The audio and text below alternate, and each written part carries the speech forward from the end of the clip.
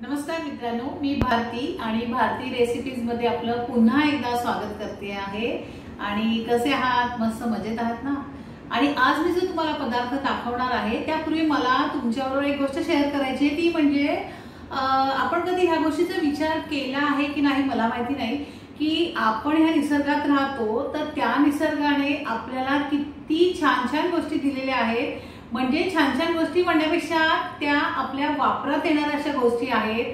एखादं फळ म्हणा किंवा एखादं झाड म्हणा, आता नारळाचं झाड आपण म्हणू शकतो की नारळ हा एक असं वनस्पती किंवा असं झाड आहे की त्याच्या प्रत्येक गोष्टीचा आपण वापर करून घेऊ शकतो आणि हे खरं आहे। आणि जर तो केला असेल तर तुम्हाला माझं बोललेलं नक्कीच पटेल। आणि आज मी जो पदार्थ दाखवणार आहे तो पण एक असाच आहे आणि तो म्हणजे आपला आंबा। आंबा हे फळ उगाचच म्हणालं नाहीये कोणीतरी की फळांचा राजा हा आंबा आहे आणि आंब्यापासून आपण इतके काही पदार्थ बनवू शकतो। जो तुम्हाला पदार्थ बनवून दाखवणार आहे त्यासाठी मी कच्ची कैरी घेतलेली आहे आणि कच्ची कैरी किसून केलेला मुरंबा मी तुम्हाला आज बनवून दाखवणार आहे। तर चला आपण रेसिपी बघू। आपल्याला कैरीचा मुरंबा बनवण्यासाठी मी इथे 1 किलोच्या अशा 2 कैऱ्या घेतलेल्या आहेत। तुम्ही बघू शकता एक कैरी अर्धा किलो वजनाची आहे आणि त्यातली एक कैरी मी तुम्हाला साल काढून इथे दाखवलेली आहे। तर अशा प्रकारे आपण हे 1 किलो कैरी घेतलेली आहे। अर्धा किलोपेक्षा अधिक म्हणजे पावणा किलो मी इथे गूळ किसून घेतलेला आहे। तुम्ही बघू शकता मी ते 7 ते 8 लवंग घेतलेले आहेत। त्याच्यानंतर मी इथे केशरच्या काड्या घेतल्या आहेत, एक 10 माझ्या केशरच्या काड्या असतील आणि चिमूटभर मीठ घेतलेलं आहे मी, चिमूटभर मीठ आणि अर्धा चमचा इथे लाल तिखट घेतलंय। ते तुमच्या आवडीप्रमाणे आहे, जर तुम्हाला लाल तिखट घालायचं असेल तर आपण घालू शकतो किंवा नाही घातलं तरी चालेल। तर आपण आता काय करू, ही मी एक कैरी तुम्हाला अशी साल काढून दाखवलेली आहे। तर आता ही दुसरी कैरी आहे ती सुद्धा मी अशी साल काढून किसून घेताना तुम्हाला दाखवते। आता इथे ही जी कैरी घेतली आहे मी मी आता अशी देठाकडून कापून घेणार आहे आणि मी बाजारातून खास या मुरंब्यासाठी अशा कैऱ्या मागून आणलेल्या आहेत आणि मी आता ह्याच्याशी साल काढून घेते। कैरी आपली खूपच कडक आहे आणि साल सुद्धा बऱ्यापैकी कडक आहे। हे याप्रमाणे आपण ह्याचं हे असं साल आहे ते काढून घ्यायचंय आणि हा मुरंबा जर आपण घरी करून ठेवला तर तो आपण कमीत कमी 1 ते 2 महिने तुमच्या खाण्यावर आहे, पण बरेच दिवस आपण तो टिकवून खाऊ शकतो आणि लहान मुलांना आवडण्यासारखा आहे। किंवा समजा जेवून झाल्यानंतर एखाद्याला गोड पदार्थ जर खायचा असेल तर त्या जागी सुद्धा आपण ह्या मुरंब्याचा वापर करू शकतो। बरीच मुलं चपाती बरोबर सुद्धा मुरंबा खातात, तर ते सुद्धा चांगलंच आहे।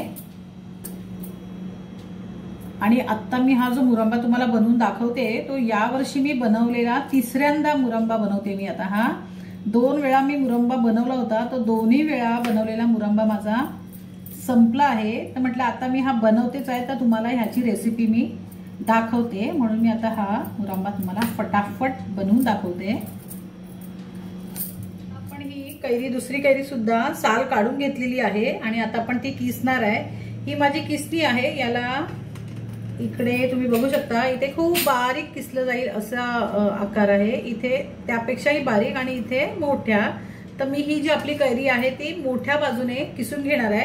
मोठ्या बाजूने किसून का घ्यायची, कारण आपल्याला ही किसलेली कैरी नंतर कुकरमध्ये 2 ते 3 शिट्या काढून वाफवून घ्यायची आहे, म्हणून मी हे मोठ्या बाजूचे जे आहेत ना हे किसणीचा आकार त्याने मी आता हे फटाफट अशी किसून घेते।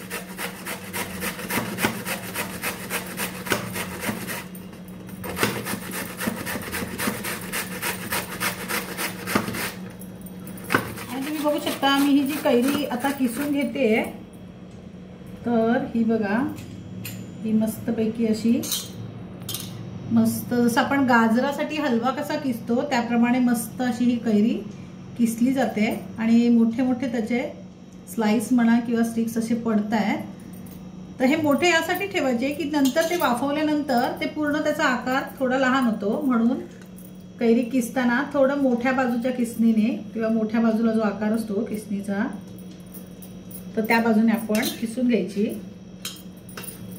आणि आता मी ही परत फटाफट अशी किसून घेते। आणि हा मुरांबा बनवताना तुम्ही, आता मी इथे गूळ वापरते आणि गूळ वापरण्यामागचं माझं कारण पण तसंच आहे, कारण गूळ हा आपल्या शरीरासाठी चांगला असतो। साखरेच्या कंपेअर जर आपण केलं तर गूळ खाल्लेला कधीही चांगलाच असतो, कारण गुळामध्ये लोह असतं आणि ते खरंच खूप चांगलं असतं। म्हणून मी या ठिकाणी मुरांबा करताना आता गुळाचा वापर करणार आहे। आणि बरेच जण साखर अजिबातच खात नाहीत, त्यांचं पण बरोबर आहे, त्यामागे काहीतरी तसंच कारण असणार, म्हणून ते लोक साखरेचं प्रमाण खूप कमी करतात त्यांच्या नित्यनियमाच्या गोष्टीमध्ये किंवा नित्यनियमाच्या त्यांच्या पदार्थामध्ये। आणि आपण पण आता तसंच करतोय। हा मुरंबा बनवताना मी म्हणूनच जाणून बुजून मी गूळ वापरला आहे। जर तुम्हाला साखर वापरायची असेल तर तुम्ही साखर सुद्धा वापरू शकता। आता तुम्ही बघू शकता मी हे दोन्ही जे आपण कैऱ्या घेतल्या होत्या त्या छानपैकी मी आता किसून घेतल्या आहेत आणि मी त्या एका आता कुकरच्या डब्यामध्ये अशा मी आता ठेवते, कारण मला त्या कुकरमध्ये वाफवून घ्यायच्या आहेत। जर तुम्ही कैरी तुमची जास्त असेल 1 किलोपेक्षा तर तुम्ही एकाऐवजी 2 भांड्यांमध्ये सुद्धा त्याचा किस काढून घेऊ शकता, पण माझा आता काय कैरी 1 किलोची आहे आणि या डब्यात मावण्यासारखी आहे, म्हणून मी हे एकाच डब्यात घालून घेते। प्रकारे मी ज्या 2 कैऱ्या किसून घेतल्या होत्या त्या मी आता एका कुकरच्या डब्यामध्ये असं ठेवल्यात आणि मी त्या कुकरमध्ये आता 2 ते 3 शिट्या करून वाफवून घेणार आहे। ह्या कैरीचा किस म्हणा किंवा जर तुम्ही कैरीच्या फोड्या जरी केलात तरी त्या कुकरमध्ये वाफवून इतक्यासाठी घेतात की जर त्या आपण वाफवून घेतल्या नाही तर त्या कैरीचा जो हा गर असतो तो असा चिवट असा होतो, म्हणून त्याला सॉफ्टनेस येण्यासाठी किंवा छानपैकी मऊपणा येण्यासाठी तो आपण कुकरमध्ये 2 ते 3 शिट्या करून वाफवून घ्यायचा आहे।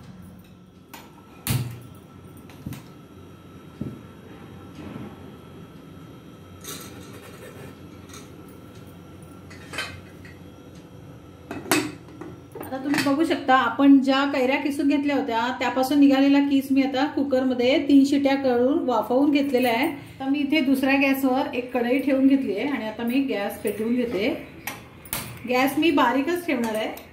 आपण आता इथे एक कढई तापत ठेवली आहे आणि आता मी हा जो कैरीचा किस आपण वाफवून घेतलाय गरम आहे, म्हणून मी तो पक्कडने तो डब्बा उचलते आणि ह्या झाऱ्याच्या साहाय्याने हा जो आपण वाफवून घेतलेला कैरीचा किस आहे तो मी एका कढईत आता काढून घेते। गॅस एकदम बारीक आहे, गॅस अजिबात मोठा नाहीये।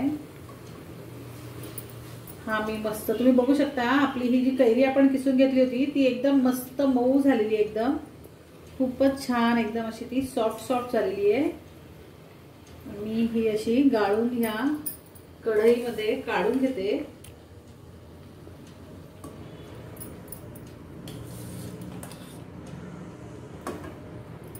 आणि आपण ही जी कैरी घेतली तर त्यासाठी मी एक 1.25 किलो गूळ इथे किसून घेतलेला आहे। जर तुम्हाला गोड जास्त हवं असेल तर तुम्ही जास्त म्हणजे 1 किलोला 1 किलो वगैरे असं पण गूळ वापरू शकता।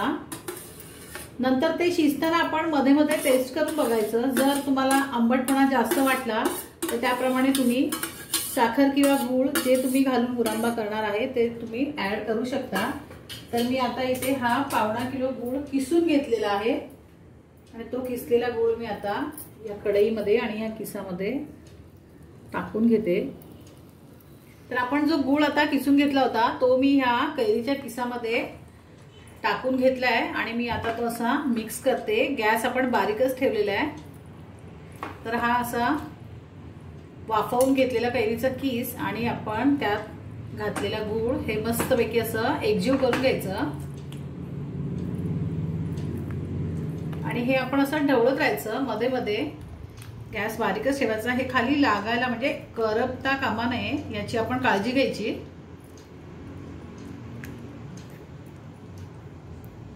आणि सुरुवातीला तुम्हाला असं वाटेल अरे बापरे हे खूप पातळ झालं, तर नाही, ते नंतर थोड्या वेळाने त्याचा पाक तयार होणार आणि ते छानपैकी असं त्याला घट्टपणा येणार आहे बरोबर। आपण आता हे कैरीचा किस आणि गूळ असं हे ढवळून घेतोय। तर आता काय करायचं, आता त्याला हळूहळू एक उकळी उठते तुम्ही बघू शकता। तर आपण आता ह्या ज्या लवंग घेतलेल्या आहेत 7 ते 8 लवंग त्या आपण आता यात अशा टाकून घ्यायच्या आहेत आणि त्याचबरोबर आपण केसरच्या काड्या घेतल्या होत्या, त्या पण मी आता इथे अशा टाकून घेते.